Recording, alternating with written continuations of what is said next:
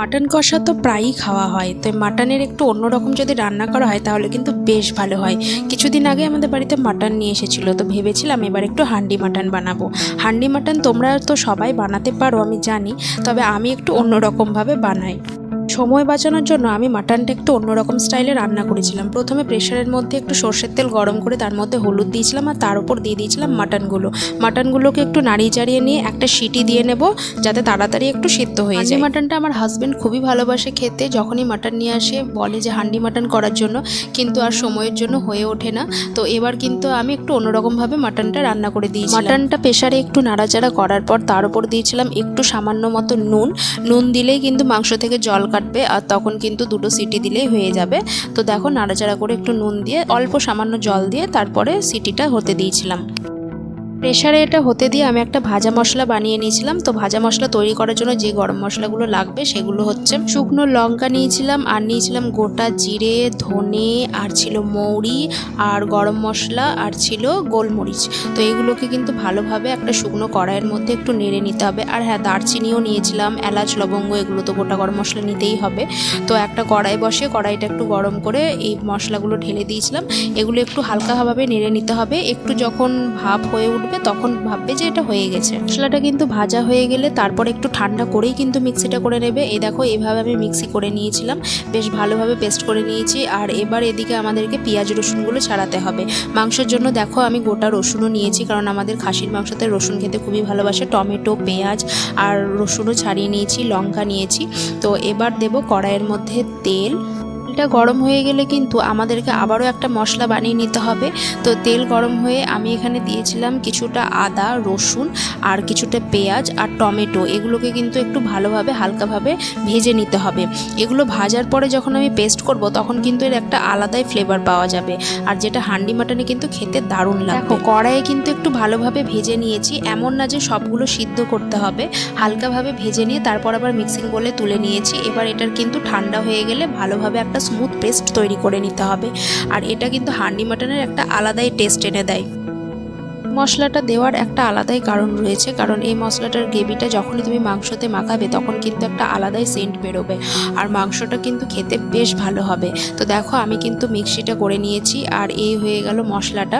তো এবার কিন্তু মাংসটা আমি প্রেসার থেকে বের করে নিয়েছি, আর এবার কিন্তু এর মধ্যে সমস্ত রকম মশলা দিয়ে মাংসটাকে পুরোপুরিভাবে মাখাবো। প্রেসার থেকে মাংস বের করে যেটুকু জল ছিল সেই জলটুকু কিন্তু আমি মাংসের মধ্যেই রেখেছি। আমি কিন্তু আর এক্সট্রা জল দেবো না, এর মধ্যেই আমার হয়ে যাবে বলে। তো এটা কিন্তু তোমরা ফেলবে না, তোমরা যারা আগে সিদ্ধ করে নিচ্ছ। তো এখানে দেখো হলুদ দিয়েছি, আর কাশ্মীরি লঙ্কা দিয়েছি, আর দিয়েছিলাম লবণ, দিয়েছিলাম জিরের গুঁড়ো, আর দিয়েছিলাম কাঁচা পেঁয়াজ কিন্তু এখানে ভেজে দেবো না, একবারেই মাংসের সঙ্গে মাখিয়ে দেবো। তো সেই অনুযায়ী এখানে আমি পেঁয়াজ দিয়ে দিয়েছি, আর দিয়েছিলাম কাঁচা তেল। তেলটা তোমাদের অনুযায়ী দেবে, কারণ বেশি চর্বিযুক্ত মাংস হলে বেশি তেল লাগে না, পরে তেল ছাড়ে।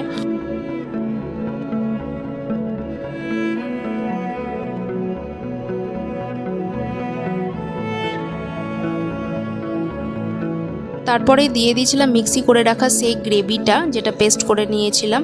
তো এর মধ্যে কিন্তু আদা, রসুন সব কিছুই দেওয়া আছে। তো এটাকে ভালোভাবে আমি হাতা দিয়েই মাখিয়ে নিয়েছিলাম। তো এবার মাখিয়ে নিয়ে তারপর আমি এবার হাঁড়ির মধ্যে বসাবো। মাংসটা এমনভাবে মাখাতে হবে যেন মাংসর মধ্যে নুন, ঝাল সব কিছুই ঢোকে। আর তারপরে দিয়ে দিয়েছিলাম ভাজা মশলা, যেটা আগে আমি ভেজে মিক্সি করে রেখেছিলাম।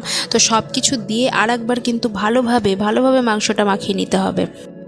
খেয়ে নেওয়ার পর আমি কিন্তু ঢাকা দিয়ে রেস্টে রেখেছিলাম 10 মিনিটের মতো, কারণ মাখানো থাকলে কিন্তু মাংসের একটা আলাদাই টেস্ট থাকে। তোমরা এবার এটা এমনিও হাঁড়িতে বসাতে পারো। আমাদের যেহেতু মাংসতে আলু খেতে ভালোবাসে, তো সেই জন্য কিন্তু কড়াইয়ে অল্পভাবে আলুটা ভেজে নিয়েছিলাম আলাদা করে। কিছুটা পেঁপে আর কিছু আলু কিন্তু আমি এইভাবে ভেজে নিয়েছিলাম, আর ভেজে তুলে নিয়ে এবার তোমাদের দেখায় হাঁড়িটা আমি বাবাকে বলেছিলাম যে ছোট দেখে হাঁড়ি আনতে, কিন্তু এনেছে একটা বড় কলসি টাইপের।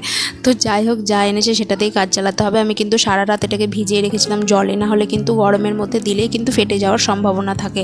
জলে চোবানো থাকলে কিন্তু হাঁড়ির মধ্যে জলটা শুষে নেয়, ফলে কিন্তু আর আগুনে বসালে আর ওটা ভাঙার চান্স থাকে না। প্রথমে একটু তেল দিলাম, তেলটা একটু গরম করে ছড়িয়ে দিলাম, তার উপরে দিয়ে দিলাম একটু সামান্য ঘি। এবার ঘিটাকে আর তেলটাকে ভালোভাবে হাঁড়ির মধ্যে এইভাবে নাড়িয়ে নিতে হবে, যেন সব জায়গায় যেন তেলটা আর ঘিটা ছড়িয়ে যায়। তেলটা এইভাবে গরম করে হাঁড়ির চারিপাশে ছড়ালে আর কিন্তু মাংসটা লেগে যাওয়ার ভয় থাকে না। এবার তেল গরমের মধ্যে আমি একটু গোটা এলাচ দিয়েছিলাম, আর এলাচটাকে একটু ভালোভাবে নাড়িয়ে নিয়েছিলাম যাতে ওর ফ্লেভারটা বেরিয়ে যায়। তারপরেই কিন্তু আমি মাংসটা দিয়ে তারপর নাড়াচাড়া করেছিলাম। মাটির হাঁড়ি একটু ছোটোই ভালো, আমার হাঁড়িটা একটু বড় হয়ে গিয়েছিল যার জন্য কিন্তু খুবই অসুবিধে হচ্ছিল রান্না করতে, কিন্তু তোমরা কিন্তু ছোট দেখে হাঁড়ি নেবে। তো দেখো মাংসটা কিন্তু ঢেলে দিলাম, এবার এখানে একটু ভালোভাবে নাড়িয়ে নিতে হবে। আর এই মাংসটাতে কিন্তু আর বেশি জল দেব না, ওই যে বাটিটার মধ্যে মাংস ছিল ওটাকেই ধুয়ে একটু জল দেবো, কারণ বেশিরভাগই জল এখানে আছে এই মাংসর জলটা, তো এখানে আর বেশি জল লাগবে না। তো সামান্য একটু জল দিলাম বাটিটা ধোয়ার মতো। আর এখানে আলু আর পেঁপেগুলো দিয়ে দিলাম, আলুটা ভাজতে গিয়ে একটু লেগে গিয়েছিল, তো যাই হোক দিয়ে দিলাম। আর তারপরে দিয়ে দিয়েছিলাম গোটা রসুন, যেটা আগে থেকে আমি কেটে রেখেছিলাম সেই রসুনটা। মাটনের একটাই অসুবিধা যে লবণটা কিন্তু তুমি সঙ্গে সঙ্গে টেস্ট করতে পারবে না, মানে এটা যেহেতু ঢাকা দিয়ে সেদ্ধ করতে হয় তাই একেবারে কিন্তু পরিমাণ বুঝেই দিতে হবে সব কিছু। আমার মাংস যেহেতু প্রেসারে একটু সিদ্ধ করা ছিল তাই কিন্তু আমি হাঁড়ির চারিপাশে আটা দিয়ে ঢাকনাটা লাগাইনি, এরকমই ঢাকা দিয়ে সিদ্ধ হতে দিয়েছিলাম প্রায় আধ ঘন্টা মতো। তো মোটামুটি আমার সিদ্ধ ছিল। তোমরা কিন্তু যদি এমনি করো তাহলে কিন্তু এটা আটা দিয়ে তারপরেই কিন্তু ঢাকনাটা চেটাবে, না হলে কিন্তু স্টিম বেরিয়ে যাবে, ফলে কিন্তু ভালোভাবে সেদ্ধ হবে না। আধ ঘন্টা হওয়ার পর যখন আমি ঢাকনাটা খুলেছিলাম তখন এত সুন্দর একটা সেন্ট বেরোচ্ছিল না যে বলার নেই। আর মাটনটা খেতেও হয়েছিল দারুণ কিন্তু। তো দেখো মাটন কিন্তু আমার পুরোপুরি রেডি হয়ে গিয়েছে, যেহেতু আমার হাঁড়িটা একটু বড় তাই একটু দেখাতে অসুবিধা হচ্ছে। তো এই হচ্ছে আমার পুরো মাটনটা। তো তোমাদের কেমন লেগেছে ভিডিওটা অবশ্যই কিন্তু কমেন্টে জানাও, আর ভিডিও ভালো লাগলে কিন্তু অবশ্যই লাইক করে দিও, চ্যানেলটা সাবস্ক্রাইব করে দিও, আর বন্ধু বান্ধবীদের সঙ্গে শেয়ার করে দিও। দেখা হচ্ছে নেক্সট ভিডিওতে, ততক্ষণে কিন্তু ভালো থেকো, সুস্থ থেকো, বাই।